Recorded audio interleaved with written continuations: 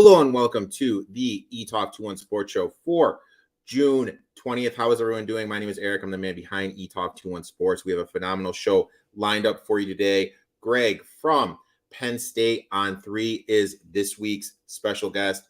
Greg and I are going to talk some Penn State football. We're going to tell you what college football futures we have locked in. Plus, Gino will tell you his horse racing bet of the day from Cannonberry Park tomorrow. Also, I would like to give a thank you to the sponsor of the show, the Sharps betting app. If you're not using Sharps, you're really missing out. You can interact with other bettors. You post your plays. You can post little videos.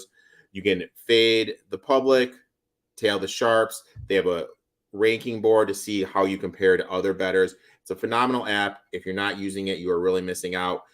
Those watching on YouTube, the link to the app is in the description. Click the link. Use promo code ETOF499. That way they know old Uncle Rico sent you. If you're not watching on YouTube, if you're watching on Twitter or Twitch, download the app, use the promo code. It really helps me out. I appreciate it. Now, without further ado, let's see what my boy Gino has for us cooking at Cannonberry Park tomorrow.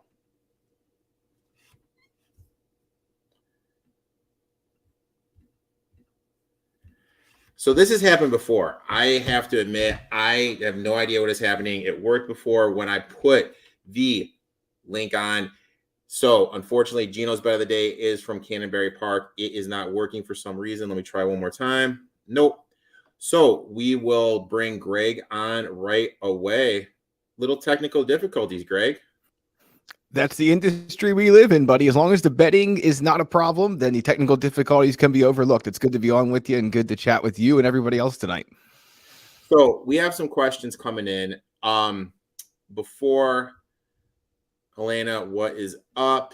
Now we have some questions. There's a big NBA trade. What do you guys think about Beal signing? He was traded to the Suns. Is that enough to get a run? Any future bets I should lock in? Plus, what about NBA draft? Did you lock in any futures? Now, I will let you take this, and then I will give my 2 cents. Yeah. So, you know what? It was funny. I was just actually looking at NBA draft futures tonight. I was hoping that was something we would cover. Didn't get too deep into it yet. But one of the things I find most interesting about where the NBA draft futures market is that I think there's a lot of people out there who now in Pennsylvania, we can't use those. We can't play draft props. So it's not something I dig too much into. But just like the NFL, there is so much disagreement out there and so many different ways you can view these things. So it's a fun market to me. I don't have a strong opinion on any of them just because where I'm at, I can't lock any of them in. But in terms of the trade and what that means, for the outlook of the NBA and the Suns, I mean, is there any future bets to lock in? I don't know. I wasn't racing to do so. I don't know where you fell on that and obviously how all the fallout of that. But I was not racing to make any moves because we were going to see so much more happen this offseason that was not one to me that caused me to run to the window and do anything immediately. I look at it like this. That was the only line that moved. Like the Right. Bucks didn't move. They didn't get a shorter price on the Bucks. We didn't get a shorter price on the Celtics. I think that was just kind of the books kind of moved the Suns. For me, I look at it like what's going to be the next piece for the Suns. I don't think they have enough to win it right now. Are they going to flip Ayton for a couple more wings to get some perimeter help? Beal, he does miss a lot of games. And I was talking to my buddy about this when I went on his podcast the other day. Durant hasn't been that good in the playoffs because he lost 2 in a row against the Bucks, 4 in a row against the Nets. Then they won that series, and then they lost in 6 to the Nets. So I think he's like 6-11 in his last 17. So he hasn't really been that good in the playoffs. So I really think they're gonna need to make another piece. Also, they have a lot of guys on bird rights. So the key thing with those guys is if they bring those guys back, who are they going to flip them for? Are they going to be able to flip like 2 of those guys for Gary Trent Jr., who just opted in for his contract? So they have another corner shooter. I did lock in 2 bets. My first future bet I locked in, I got the OKC Thunder at 95-1. And my thought process is just this. We saw what happened with the Memphis Grizzlies when they got into the play-in tournament, and then that next year they had the best record. I don't think OKC can win it, but if at 85-1 they have that best record, maybe then I can lock something in future-wise, hedge out of it. I did lock in 2 bets for Rookie of the Year. I took Scoot Henderson. He was on FanDuel at 6-1. And Chet Holmgren at 6.5 plus 650 to win Rookie of the Year. NBA implemented a new rule. You have to play 60 some odd games. Right. Who's not to say when they're just going to shut them down? Like if they get off to, like, they're going to build this slow. They're not looking to put any bets. I think they're going to look to build this slow. They may shut him down. Scoot's going to be in a great position to score. And so is Holmgren if the Thunder are as good as I think they are. So I locked those 2 in. My NBA draft one. The name I'm hearing is Isaiah Lively, the kid from Duke. I found him at plus 215 to be a top 10 pick. So I like it. Those are what I did. That's my 2 cents on that. Before we jump into everyone's college football futures, and if you have college football questions and our talk, if you have any, feel free to shoot away. That's what Greg and I are here for. Greg, tell everyone about Penn State on 3, the website that you do work for. Yeah, so we're a subset of the On3 network, which is similar to, founded by the folks who created First Rivals and then 247 Sports. So very similar to that in terms of college football coverage, high school recruiting coverage, heavy focus on name, image, and likeness, not just how players can find valuations for themselves, but also how that's impacting the sport. And it's a lot of news, it's a lot of recruiting, a lot of team coverage. So we have fan sites across the country, everywhere from Alabama and Auburn and many SEC schools to the Pac-12.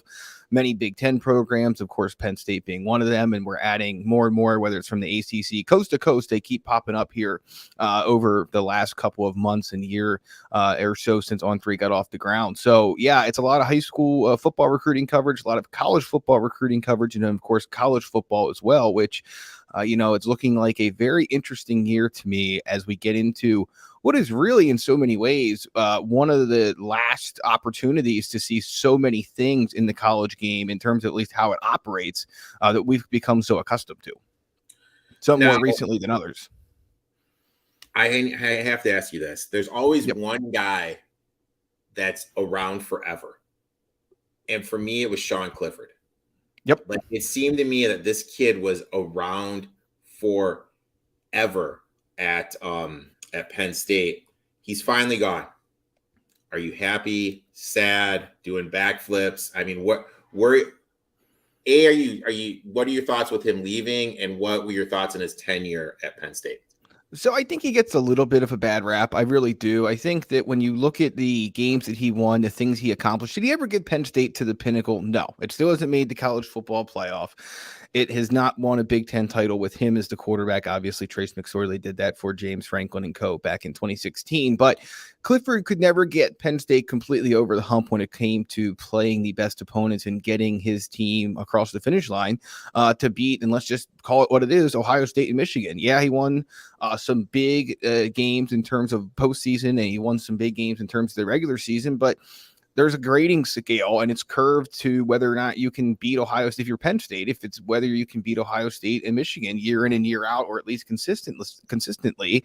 And his quarterback play, and then it wasn't just him, it was guys around him too, offensively, defensively, special teams, and coaching. But during his time there, 4 years as a starter, 6 years total in the program, Penn State won a lot of games. They accomplished a lot of things. They finished in a fine spot in the college football playoff final rankings, but fans have been looking for more, and that's just the way it is. That's how it is in every sport. College football is one of them where, like our business is passion. It's fandom. And maybe more than, other sports to a degree, people identify with their team in such a way that it gets to the top. If you get to, like, I'm an Eagles fan, right? So the Eagles make it to the Super Bowl. And obviously I'm bummed that the Eagles did not win the Super Bowl, but to me, the ride getting there was what it was all about. And I think Penn State fans want a similar ride like that Do they want to win a college football playoff game and the college football playoff? Yes. But would they just, I think in some respects, take the ride that you get to have by just making the semifinal? Yes. And so far, Penn State has not been able to do that. And with Sean Clifford at the helm, it was not able to do that. So I think by and large, I do think he gets a little bit of a bad rap. I think there's a chance he sticks around the NFL for quite some time in a backup capacity. But in terms of just Penn State itself, I think the fan base is ready to move on, ready for something different. Drew Aller, the former 5-star, is getting ready to take over this year. The hype train is rolling very fast down the tracks. Will they beat Michigan? Will they beat Ohio State? I don't know. We'll get into that a little bit later. But ultimately, I don't know if a sense of relief is the right way to put it, but I think it was time for him to move on. It was probably time before the 2022 season. That wasn't the case, but certainly at the end of last year, he goes out on a high note and the win over Utah in the Rose Bowl. And, a new era of Penn State, at least on offense, is about to kick off. Now, we have a question here that I want to get to, but first of all, I want to ask you, what is your opinion on Coach Franklin? Yeah, I think that he's a guy who's been at Penn State for 10 years. This is his 10th season, which is really a lifetime in college athletics. I mean, if you go and look at the longest tenured list of coaches, he has climbed it, to a point where you would not think, there was a time, of course, where staying at a program more than 10 years as a head coach was, I don't know if I want to say fairly common, but there were certainly more guys in that ballpark or that had done so than currently are. And so, he's a guy that I think has continued to evolve. I think talking to him in interview settings and whatnot over the offseason here, I think we found him at his most relaxed, comfortable, and confident point that we've heard from him since 2014. And keep in mind, when he took over, this was a job that I can't imagine many people wanted. I mean, Penn State was coming off of the sanctions and dealing with them still to some degree and coming out of everything that happened back in 2011 and 2012. So, he has developed a program that now has depth across the board. It has NFL draft picks. Obviously, there's guys that have gone on and had successful NFL careers, had successful college football careers, but I think from the outside looking in, some don't find him as genuine, and I would say that he is. I mean, he believes in what he believes in, and some may find it this or that or the other thing, but there's simply no question that he is genuine in the fact that what he preaches, what he practices is what he does. And there's a lot of coaches that do that and say things and they don't necessarily follow through with them in their own lives or away from the press conference podium or things like that. But to his credit, he does. So I think that there's a section of Penn State fans that will always be frustrated with his in-game coaching or, not getting to the college football playoff, things like that. There's a group of Penn State fans that appreciate what he's accomplished so far, which is quite a bit, even though it's not, again, the upper echelon stuff that you see Ohio State and some other programs do year in and year out. And then there's another group that, is pleased that he's here, but want to see a little bit more. So it's an interesting divided fan base a little bit. I think there's more and more people moving towards that group that appreciate what he's doing and want him as Penn State's head coach, respect the fact that he's had longevity here. He's done a lot. He has done a lot on the field and off the field. And he has this program probably in about as good a shape as you could ask for during his 10-year tenure. But again, I think it just with the Clifford question, it comes back to the fact that you can win a lot of games, New Year's Six games that are not college football playoff semifinals, and you can make it to the Big Ten title game and win it like they did in 2016 and all that stuff, and it's great. And there's not a lot of schools that can say they've won some of the things that Penn State has, but ultimately it only means so much, right? It only means so much at the end of the day because you're playing for the chance to get into the college football playoff and win it. And I know this keeps sounding like a broken record, but so much of when you talk about Penn State, and especially looking at this season coming up, really does come back to that, simply put. I mean, I think that there's an awareness that if you get into the expanded playoff, that's one thing, and Penn State should be able to put itself in position to do so over the years ahead. But I think there is something to be said about checking that box and making it in while it's still a 14 playoff. So I think that's been a big focus of a lot of people and maybe even the coaching staff and players as well. But yeah, ultimately, you see him in a lot of top 10 of college football coaching rankings. Some have him in the top 5. I think that's a fair place to have him in that top 10 range towards the back half of it. And with more wins comes more opportunity to climb those ladders. As a Michigan State fan, I would love to have someone like Franklin there. We did have someone with D'Antoni, but then some off the field stuff obviously happened. And now we're stuck in the Mel Tucker circle, which I won't touch because I'm not a Mel Tucker guy. But I think sometimes these fans are like, we should move on. Well, if you move on, it's going to be a dip down. That's Yep. what I don't think people realize. But the one game that really stood out to me, and I want to get your opinion on this, was the last year's game when they went to Ann Arbor, coming off a bye. Yep. They just looked flat. Like that wasn't. I thought they were very live in that spot. Maybe I'm just bitter because I took them plus the points and on the money line that week. I don't know, but I thought Michigan was ripe for the picking in that spot, but I don't know. It just didn't look right to me. That was the one thing that kind of stood out about that game to me. Yeah, I think you're 100% right. I remember it well. I remember the reaction of the fans and everybody else that had thought they had that game pegged. And I was in the same boat with you. I mean, I did not pick Penn State to win that game just because of the history they've had on the road at Michigan pretty much forever, but certainly in the James Franklin era. I mean, it's been a tough sledding out there. And so I didn't think they'd win, but get inside the number. Yeah, I thought it'd be a close game. And so it was just from the moment that game started, it even, regardless of what happened, how it played out, blah, blah, blah, they just had a feeling that Penn State was not in the kind of place you would expect a team coming off a bye, going into that environment and knowing what was at stake. You just never got the sense they were, I don't want to say ready for that game because I think that can be a cliche that we use to mask other problems that maybe are more difficult to talk about or harder to diagnose. But I mean, when you look at what they did in that contest, how they performed, they're down 6-0 after the first quarter, and then they outscore Michigan and actually have that as a 2-point game at halftime, and then from there, as you well remember, the second half just kind of fell apart for Penn State. And I think that when you look back at how all that played out, it's halftime adjustments is a cliche too, but I think overall, just the way they approached that game, you got to be able to, I'm not saying you're going to go into the big house and go up 15, or I'm sorry, 17, 21, 24-0, whatever on Michigan at halftime. There's not many teams, if any teams, that are going to do that. But it did feel like it was a good spot for them. And whether it was game plan, whether it was the way they handled the bye week, I'm not sure. Again, you remember getting the halftime of that game. I don't know about you, but I remember getting the halftime and saying, how is this 16-14? I mean, it felt like it should have been a much, much different game, and it ended up being one. But yeah, that's, I think, one thing that people have griped about. Franklin coming off of buys, but just in general, there are instances where it just feels like they're a step behind, and some of that is talent. They're playing against, Ohio State and Michigan have both recruited very well. Ohio State maybe a little bit better than Michigan if you look at the rankings, but some of that just feels like preparation and how they go about things. So I think he has a good coaching staff in place around him right now with Mike Yursich calling the offense and Manny Diaz calling the defense. I think he has, again, it's some spots the most talent he's ever had and the most talent Penn State as a program has had in quite some time. But ultimately, again, when you lose a game like that out there, it reinforces his narrative that you might get close and you might win a Rose Bowl in a year where that's not a college football playoff semifinal or a Fiesta Bowl or what have you. And those things are all fine and well. But ultimately, when you lose games like that one, it really, I think, is what hurts the conversation around Penn State, especially going into this year. I think there's a lot of people who are bullish on them, but at the same time, you have instances like that game a year ago. You make a great point where it felt like that was the spot Penn State was finally going to go get one of those road wins over Michigan and Ohio State, and it just didn't happen and fell apart rather embarrassingly in the second half. Now, when Ole Fashawu, did I say that right? Olu Fashanu, yep. Fashanu announced that he was coming back. I mean, dude, you had to be doing backflips. I mean, you had to be thrilled because this guy was going to be a top 5 pick in the draft. You had to be excited when that news dropped.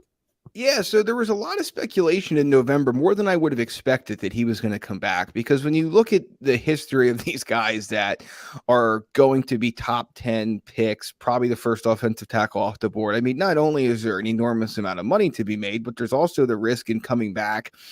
You either take a step back, which I don't think he's going to do, but it's always possible, or you suffer some kind of injury or other off-field setback or on-field setback for that matter. And now all of a sudden where you were projected to go a year ago is not where you're projected to go now in a worse sense. So a lot of guys wouldn't do that, but there was a lot of rumblings. I remember back in November and until he made that announcement that he felt like he needed some more time in college. And he is a young guy. He's a very young guy that would have been coming out in the NFL and playing as a just removed third-year player at the college level. So that was part of it. But the academic side of it was big to him too. Him and his family just felt like another year of seasoning on the field, off the field, in the classroom, in the meeting room, all of those things. But what was going to be best for him long term. And I think that the coaching staff at probably one point were probably like, "Are you crazy? It's it's time to move on. You're going to be a top 10 pick." But this is what he wanted to do, and it was a huge win for Penn State.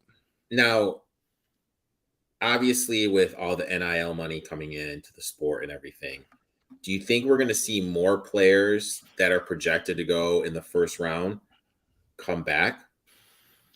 I think you have to have a situation. I don't think it's out of the question, and I'm not honestly too sure how much NIL had to do with his situation. I only say that because a lot of his teammates are active in the NIL space, and you see it mostly through social media posts or youth camps, things along those lines. And that's just not really what he's pushing. So look, don't get me wrong. I'm sure that didn't hurt the decision, but I'm not sure it was number 1 or 2 on his list. But by and large, I think there are going to be more guys now with the NIL factor to say, you know what, we're close to maybe winning a playoff. And I love this team I'm playing with. I love these coaches, things like that. Maybe the draft setup that's out there is not for me in terms of where I'm going to go or in terms of whether I'm ready to go, things like that. I guess what I am getting at is I think you're going to have guys be more selective now and be able to look at the board and say, this top 10 may not be for me. So I might come back if the situation's best for me and my family and try and do some NIL stuff, get some money in my pocket or what have you, and then see what happens next year. So obviously, in many senses, from one year to the next, you're going to have the same teams drafting in that top 10 to some degree. But yeah, I do think we'll see maybe not more the top 10 guys like this. I think this might be an outlier, but those guys towards the back half of the draft, the first round and early second round, I think that's absolutely going to be the case. And even guys who are, day 2 picks in all likelihood that probably would have definitely went out in years past are now going to give that a really hard thought. Now, you have him coming back.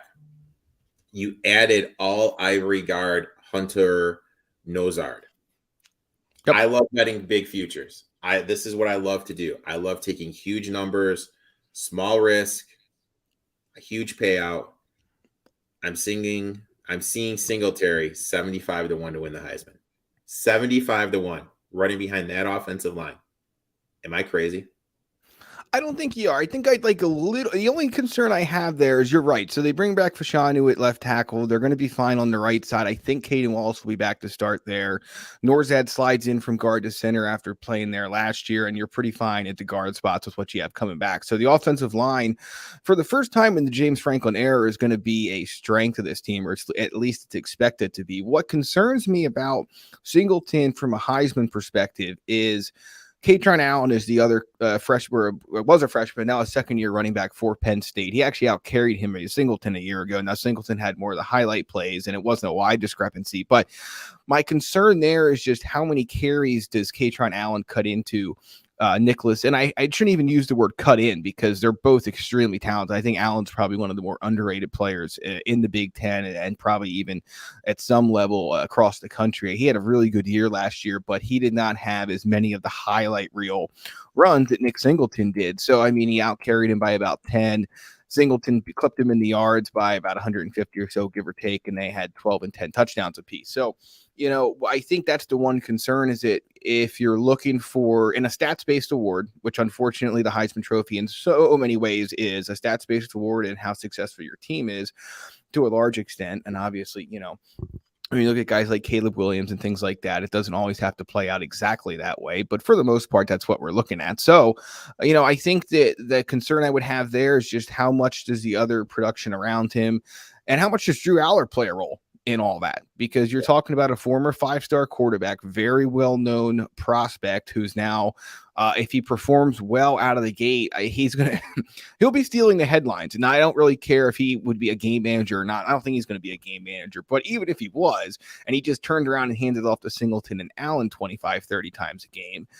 So many times in Heisman voting, we see if a team's having success, go to the quarterback, and the quarterback gets so much of the attention, regardless sometimes of what's going on around him. So I would not tell you not to do it, Would I like maybe a little bit of longer odds? Perhaps. But, I think it's worth a shot. I do. I wouldn't go crazy on it, but he has the talent to be in that conversation for sure. Will he win it? If you could ever find a place where you could, and I'm not sure, maybe it's out there, but find a place where you can wager on who gets to New York, that would be of interest to me too. I don't think that's ever offered anywhere, but in terms of 75-1, I'd give it a shot.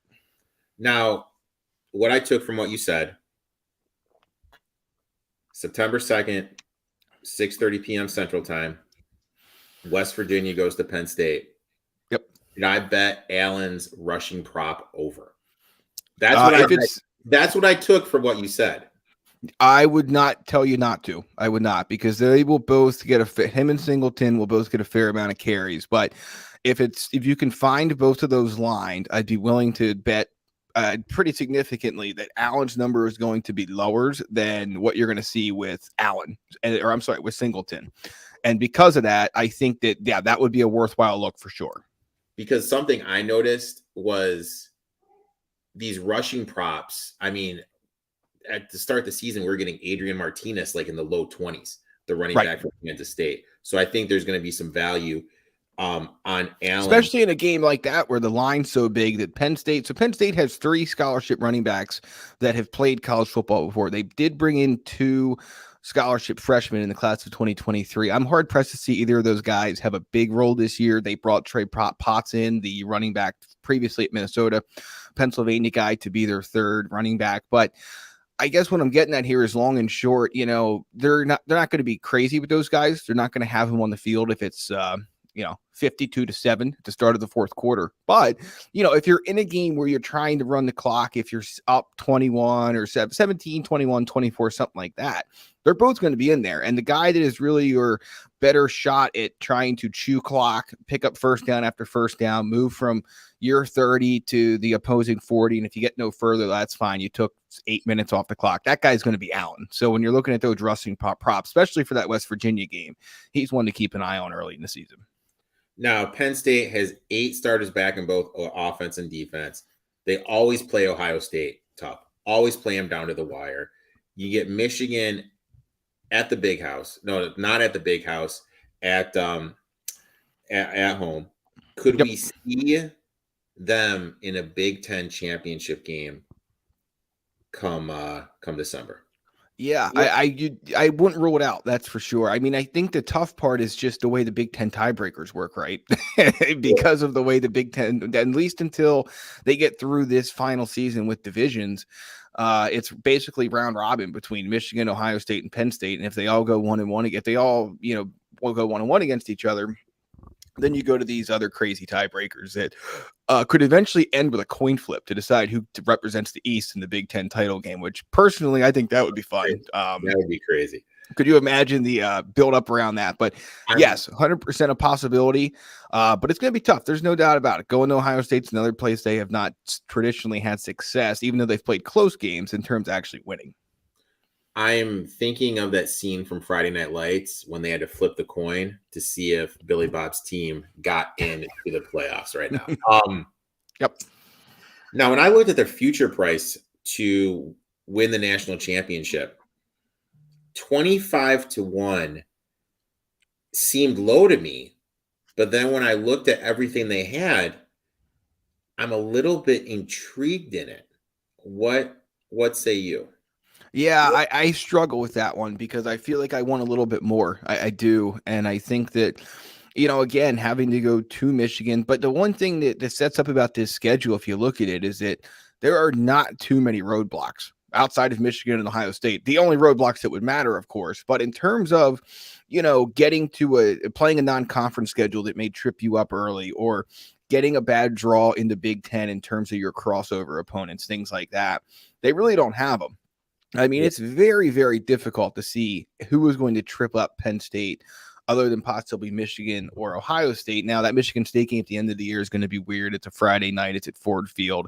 That's something to keep in mind. But, I mean, I don't know about you. I have a challenging time seeing them being an underdog to anyone this year but Michigan and Ohio State. But, again, those are the only 2 teams that matter. And if you lose the wrong end of that tiebreaker or you lose to the team who then wins the Ohio State-Michigan game, you find yourself out of the Big Ten title conversation, at least in terms of the game anyway. So that's what I think I need a little bit more on the odds for. Yeah, I mean, their schedule sets up great. I love UMass. They have UMass before Ohio State, Right. which is a phenomenal schedule. I don't know if that's better or worse than the bye, though, before Michigan. We'll have to wait and see. We'll revisit that conversation in mid-October and see whether the bye before Michigan or the UMass before Ohio State, the on-field bye or off-field bye is a better setup.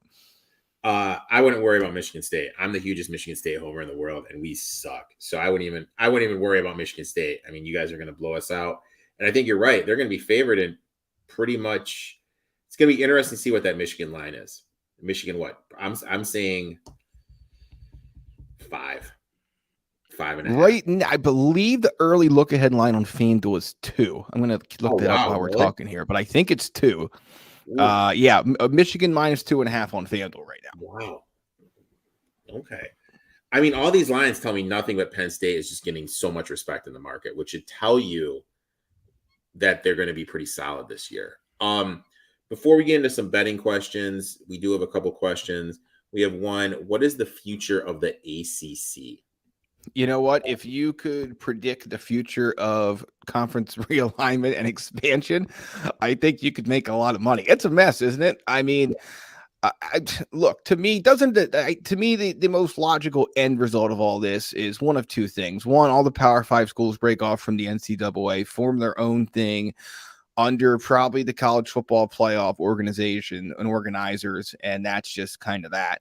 And they'll probably have a union and collective bargaining and things like that. Or the SEC and Big Ten eventually just say, hey, we're making so much more money than the rest of you. We'll take the teams that we want from your leagues, ACC, Pac-12, and Big 12, and we're just going to go do our own thing. I think that's the two most likely way this all ends. I'm not sure where you're at on all this, but to me, I just don't know if I see I don't know if 5 years, it might be too soon, but it may not be, that 5 to 7 years we're playing under an NCAA structure like we are right now. If they did that, would that affect March Madness? The great question. No, I think we'd probably see everyone from a football perspective, stay with, football. I think football changes. I don't know if I see March Madness changing, but it's a good question. And it comes, and NCAA basketball in general, but it comes down to money, right? It always comes down to money. Money makes the world go round. Yeah. And so we'd have to wait and see. To me, I think I can just see football separating itself, doing its own thing. Now, that doesn't mean college basketball couldn't too. And that's, and so when you talk about the future of this conference or that conference, who knows if these conferences in their current naming and setup and everything else even exist in a future college sports setup. But seismic change is coming. There's no doubt. But March Madness is a big moneymaker, and it makes a lot of people a lot of money and a lot of happiness. It's not going anywhere. Could it change its setup? Sure, but we'll see. Also, San Diego State is leaving the Mountain West. Them, I'm assuming he means to the Pac-12 is a no-brainer, right? You would think, as long as the Pac-12 is going to invite them, but it sounds like it sounds to me like San Diego State is kind of trying to put the cart before the horse here and force some hands, and we'll see how all that plays out. It's interesting, pretty ballsy in my mind to ask the Mountain West to extend their opportunity to tell them they're leaving, which will, of course, come with a cheaper price tag than the one they're currently facing. So something tells me the Mountain West is not going to be okay with it. Now, a couple questions about betting. Could A&M be this year's TCU? And that question, we're talking football, not hoops, right? Or are we talking hoops? I'm assuming football. Yeah. Football. Right. Yeah. I mean, I wouldn't rule it out. I don't know. I have a hard time getting a read on Texas A&M. I really do. I don't know about you. That's one team that has, over the last few years, probably cost me the most, quite honestly. It just really has. I can never get a read on what they're going to do in their big games, what they're going to do in, situations that look profitable, either from a point spread or a money line perspective. So, I mean, I wouldn't rule it out. I mean, and if you're looking for the futures market, but I am not your source or guide for Texas A&M correct prognostication. I'll just leave it at that. So I looked at it. They're returning 54, 10 starters on both sides of the ball, offensive and defensively. They got Paterno, Bobby B coming back to be the offensive coordinator. I really think that's big. Jimbo no longer calling the plays because his offense was archaic. They have Durkin, who was at Michigan, then went to Maryland, calling the defense. But my issue with them is this: I was looking at their schedule. This is their 3-week schedule: Arkansas, Bama, then Tennessee, with Tennessee coming off a bye. That is a brutal 3-week stretch. I don't think that they can get through it. A bet that I would want to make, and I saw this one at 700 plus 700 if I were going to make it, was them just to make the SEC championship game. I would I like that. I would play that bet as opposed to them winning the SEC or them winning the national title. And then talk about Tennessee this year. Tennessee, a little bit of a Cinderella run, someone that had a Hooker Heisman ticket, a Tennessee national championship ticket, and a Tennessee to win the SEC ticket. I was a little bitter about when he got hurt, but they were a great run. What do you think of them? Any thoughts on Tennessee this year? Yeah, they have Alabama and Georgia on the schedule. That's my big holdup, and I just don't know. I don't know if they can. I mean, I don't even know if they can split those games, to be honest with you. I mean, maybe a point spread would interest me a little bit, but I don't think they can get back to where they were last year. I do think they can be a solid team. They'll go bowling for sure, but I would not be looking to play them in the futures market in really any way, shape, or form. Milton is going to be their quarterback. I'm not really a Milton guy, a Joe Milton guy. I'm not either. Right. They lost Tillman and Hyatt, their 2 wide receivers, to the NFL, which I think is going to be a huge loss. And one thing I look about is teams that won the close games. I look to fade them the next season. They won a lot of close games last year. Plus, looking at their schedule, they have that A&M Bama back-to-back. If I were to bet Tennessee, I'd probably bet the under on their team total. But I didn't do anything pre-flop in terms of futures. But that's where we're at right now. We're here to talk some futures.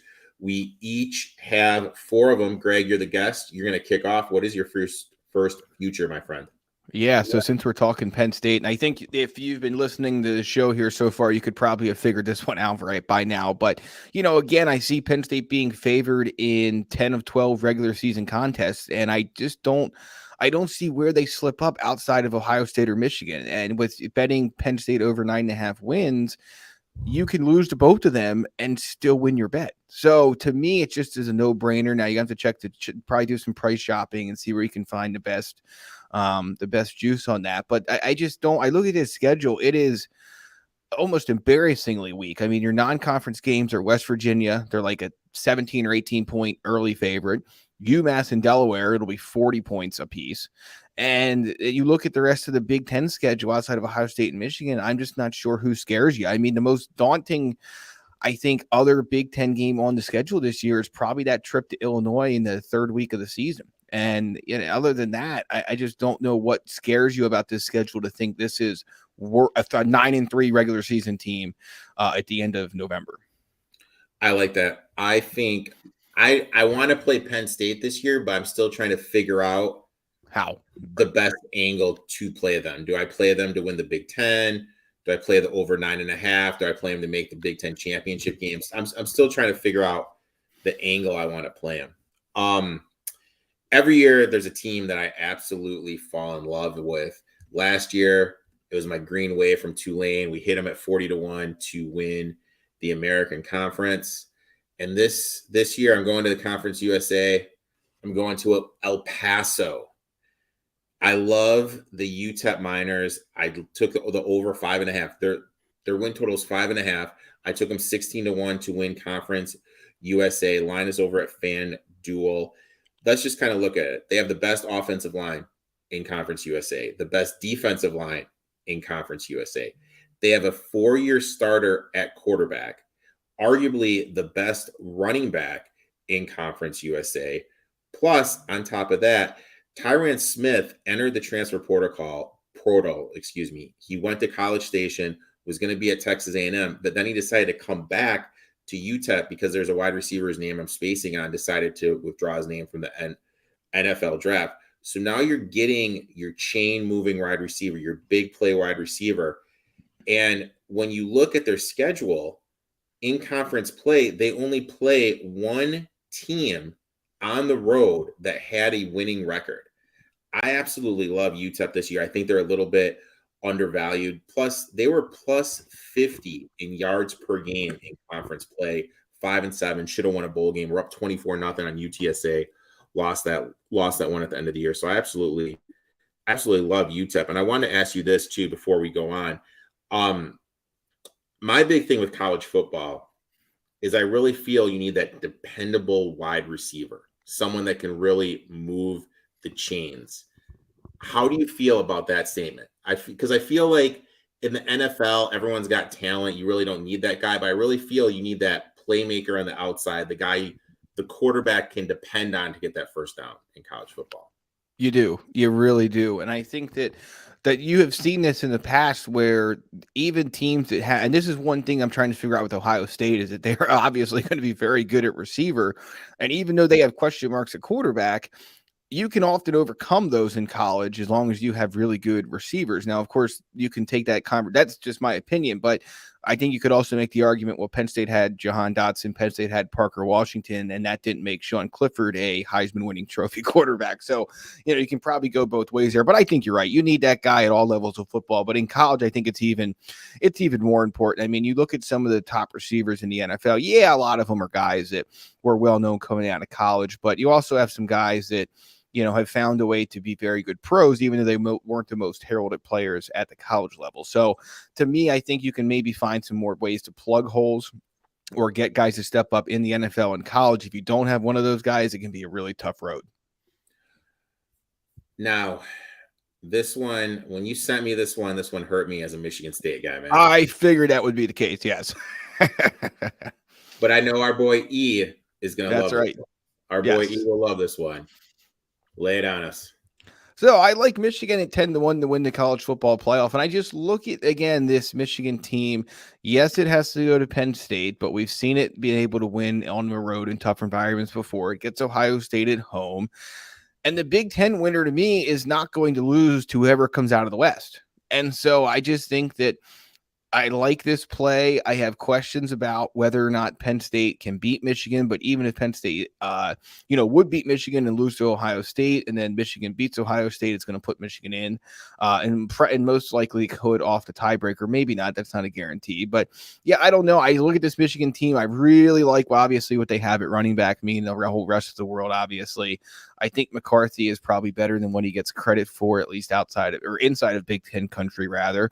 I mean, look, they have some questions in special teams, which can be a concern, and they have some issues, some key losses on defense. But I just like them this year. It's 10-1 too short. It might be, but that's just one I like. I'd like trying to, if you can find the Big Ten winner and be right, you have a seat at the college football playoff table. And so when you're considering the fact that some other conferences have been left out, and in most years, not every year, Penn State, obviously 2016, not an example, but in most years, if you can find the Big Ten winner, you're going to go to the college football playoff, and usually a little bit longer odds, and there's a reason for that, of course, but yeah, that one has my eye at this point of this preseason. As much as it pains me to say it, I like that. Harbaugh's got something, they're looking pretty good. I just kind of looked at their schedule. Their schedule plays out, really, really nicely. Nicely for them. They do have the the one spot is at Maryland on November 18th, which is sandwiched between Penn State and Ohio State. Right. That would be that one little hiccup spot on that schedule. Yes. My next one, I'm going to the MAC. I am taking Toledo over 8.5 wins. The best price I found was at BetMGM. Team is returning 48, 8 offensive, 8 defensive starters. Plus, every other team in the conference is only returning 3. They're returning 7 all-conference players. Plus, when you look at their schedule, 129th easiest in all of college football. Offense is going to be improved because the offensive line is going to be better. Plus, last season. Plus, they return every single one of their playmakers on the offensive side of the ball, and they got pretty much everyone of significance back on the defense. I think this team is going to be insane. their quarterback, I'm spacing on his name, got hurt. The backup came in. The backup actually led them and put him in a position to be in the MAC championship game. They ended up winning the MAC. I like Toledo here. I think Toledo could be this year's Tulane. That is that group of five team that gets into the college football New Year's Day 6 game. And I'm going to say it right now. And I'm telling you right now, because we're in a group chat together. I'm taking Toledo straight up at Illinois week 1. Freaking I like it. I like that spot. I like Toledo a lot. Over 8.5, minus 115 on bet. Lock it in. Yeah. Next one for you. And I really like what you did here and how you tie these two together. Next bet. Yeah. Yeah, so moving on to the Pac-12 and looking out west. And so, another thing, and I have yet to figure out how exactly I'm going to play this, but when you look at what Michael Penix Jr. means to the Washington football team, you look at Washington and what it brings back on offense. I mean, look, what concerns me about Washington, and part of the reason anyway, they're 35-1, is the schedule's a little bit tough and the defense is a question mark. It was last year. I think they gave up like 30 passing touchdowns last year. That needs to be a better area for them here moving forward. But I just think they're going to light up the scoreboard this year, and you can win. You can put a lot of bad defenses we've seen for years in a lot of the different conferences. You can put a lot of bad defense behind you at the end of 60 minutes if you can just outscore the other team relentlessly by going up and down the field. And I think they have the offense to do that this year. Like I said, I like Penix. I like Odunze. I like Jalen McMillan. I mean, I think those two guys are good. They got a transfer running back in. Yeah, they got some things to replace up front. Everyone does. And, that's just one of those things where it is what it is in terms of trying to replace guys in the era of the transfer portal and everything else. So I just like the idea that, again, it's not fair, it's not right, but the Heisman Trophy can be sometimes a popularity contest, regardless of, who should really win the best player in college football award. But I like the odds you get there, and I think that the odds you have on him as the quarterback of a team that I think has a legitimate chance to win the Pac-12 and make the college football playoff is just really enticing to me, looking at what they could accomplish this year. Now, Greg was talking about finding places that offer you to make it to New York. I think that's a great bet to make if you're high on Washington too, just because if Washington does make it into the college football playoff, Penix he's going to be in New York. Bobby is asking Miss El Paso in the chat. Miss El Paso is a friend of the program, and her cousin is one of the starting DBs for the Washington Huskies. Nice. My next bet, I'm going to the American, and this is a short price. And I hate myself for doing it, but I had to do it. Memphis to win the American plus 600, returning 44, 6 offense, 6 defensive starters. But the main thing is a returning Seth Hennigan, who this will be his 3rd year in the offense. We've seen him progress nicely every single season. Weapon U is going to be back. They have more offensive weapons with the transfer portals that are coming in. I know they only have 6 starters back on defense, but they added multiple guys from Power 5 conferences to the defensive line, and all of them but one are over 300 pounds. Those are still going to be some big boys up front in that American. Schedule also sets up nicely for them. They play UAB, North Texas, Charlotte, and Temple on the road. All winnable games, with North Texas being the only one of them that had a winning record. And all those guys are, except for Temple, are implementing new coaches. So you're playing 3 of 4 your road games against teams that had losing records, and 3 of 4 that are implementing new coaches, new schemes. They do get SMU and Tulane at home. They're playing Tulane when they're coming off a bye, and they avoid UTSA. So I'm getting a dynamic offense, an experienced playmaking quarterback who's getting all his weapons back, a defensive line that's adding size, and you're avoiding the best team in the conference in UTSA. Give me Memphis plus 600. I absolutely love it. I do too. That's a good one. Next one, my friend, and you're going out west.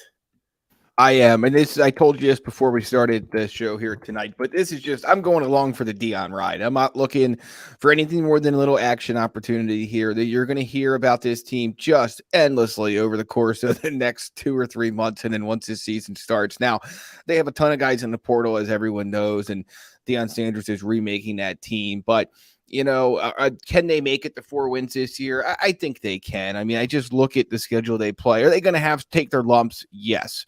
And may it get to a point where the number situation is so bad that even the games that look winnable actually aren't? Yes. But I'm along for the ride here. Like I said, I'm not going very heavy on this. It's not exactly a data back play or anything like that. It's just something that sometimes you look at these early win totals and you just get a feel on them one way or the other, right or wrong, win or lose. And this was just one that jumped off the board to me. I mean, they're playing TCU, Nebraska, Colorado State. I mean, I like it, dude. I mean, new transfer, a lot of teams coming in. It's going to be interesting to see. My only worry with them is this. Does everyone kind of get distracted by, I don't want to use the term, right? You know what I mean? Like with the TV, the reality show, do players get distracted by that and trying to play a character instead of being a football player? Right. And the other concern I'd have too is if things would start to go bad, do they go from bad to worse quicker than they go from bad to a little bit better each week? That'd be my other, because just you have so many new personalities meshing together, and obviously that can work in some locker rooms and it cannot work in some other ones, but it will test the leadership in that locker room and all of those things. But like I said, some of the other ones we talked about here, I really like. I really think that they are heavy, go-getter kind of plays. And this one was more, to me, just one where I look at the schedule. I don't think it's out of the question they can get the 4. I like the plus money aspect of it. And I think that if they didn't have so many, this could obviously be what does them in, but if they didn't have so much publicity about how many guys they lost to the portal, I think this one probably sitting at least 4. And they hired him, spacing on his name, the Kent State head coach, left Kent State, right, to be their OC. I think their offense is going to be dynamic and it's going to be different than a lot of what teams see in the Pac-12. My last one is I am staying out west. I got this one at plus 105. Give me the Wyoming Cowboys over 6.5 wins. Found this one over at Bill Hill. I said this when MSU and D'Antoni parted ways, that Craig Bull was the way to go, that he was the guy you needed to go after, because he takes guys and he makes a physical offensive line, a physical defensive line, and you're going to run the ball. That's what I like in my football teams, and that's what I wish Michigan State did. They had 8 starters back, only 8 starters back last year. And at one point in the season, they were playing Boise State at home with the winner to be in first place of the Mountain West, which is absolutely mind-boggling. This year, they're returning 48, 5 on offense, but 10 on defense. And they're one of the most experienced teams in the country. I think we're going to see quarterback Andrew Presley take a step forward. Running back room, they picked up Harrison Whaley from NIU, who is one of the better running backs in the MAC conference last year. Offensive line, like I said, is going to be big and physical. Schedule is good as they avoid playing San Jose State and San Diego State. I know they have Boise and Air Force on the road, but they do get a bye before the Boise game. I'm getting a team that's loaded with experience, and I'm getting plus money at them winning 7 when they won 7 last season and have the best schedule in the conference, one of the most experienced teams in the country. Sign me up, man. Give me the Wyoming Cowboys here over 6.5 at plus 105. I like it. It's a good one. 55 minutes, my man. This seemed like 20 minutes to me, man. It did. It did. It's a great being on with you. Greg, I'd like to thank you for coming on. Why don't you tell everyone where they can find you on social media and anything that you have coming out on Penn State on the 3? Yeah, you can find me at Greg Pickle on Twitter, at Penn State on 3 on Twitter as well, and at BlueWhiteIllustrated.com. Just a lot of preview stuff, a lot of look at the Big Ten and Penn State specifically as we get into the end of June here, start of July. I think we talked about it, and I'll be brief, but there's a lot more work, as you know better than anybody, and everyone listening does too, that goes into these college football projections in terms of what we're looking for, not from just an over under and college football playoff perspective, but just knowing what's going on around the sport. I mean, there is so much turnover and so many changes, not just at the coaching level, but obviously the player level too, with the transfer portal. So it's a good time of year, if you didn't do it already, to really start diving into that stuff and trying to figure out where, as you kind of just highlight, especially a lot of those group of 5 teams, where guys have gone that they're going to be able to make a bigger impact than they did maybe at the Power 5 level or wherever they were at before. Greg, I'd like to thank you for coming on. Make sure you give Greg a follow. We're going to be back here next week. Hopefully I can talk Greg to coming back on later on during the season, where we can talk NFL as well. Make sure to give him a follow. We'll be back next week, boys and girls. Thanks for tuning in.